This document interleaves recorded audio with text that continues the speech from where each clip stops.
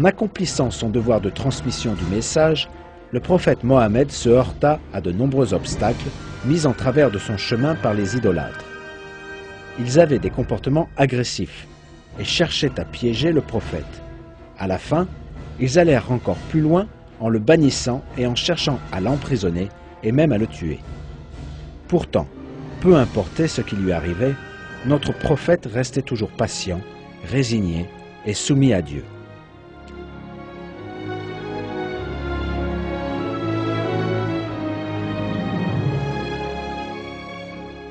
Il continuait à prêcher la parole de Dieu avec détermination, car il savait qu'il y avait du bon dans tout ce que Dieu créait, même dans la pire des difficultés.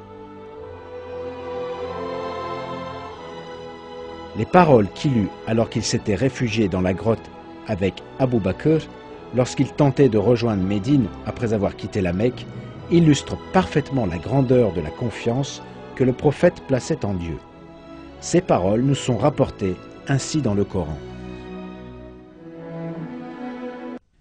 Si vous ne voulez pas prêter assistance au prophète, Dieu lui a déjà prêté la sienne lorsque, chassé par les négateurs et se trouvant dans la grotte avec son seul compagnon, il disait à celui-ci « Ne t'afflige pas, Dieu est avec nous ».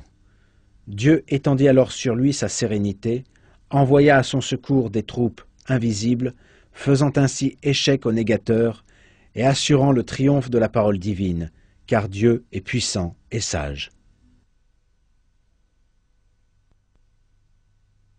Les paroles et les actes du prophète sont, pour les croyants, les meilleurs exemples à suivre.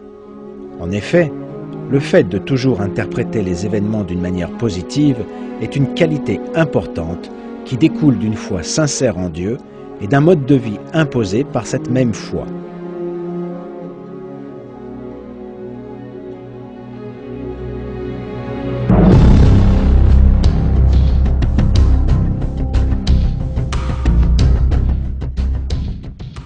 Le croyant doit faire face à tout ce qui lui arrive avec une grande sérénité, car il sait que tout événement a une cause. Tout d'abord, il doit faire tout ce qu'il peut pour résoudre son problème. Puis il doit placer sa confiance en Dieu, accepter ce qui se passera et essayer d'en voir le côté positif. Dans un hadith, notre prophète décrit la récompense que peut espérer celui qui place sa confiance en Dieu.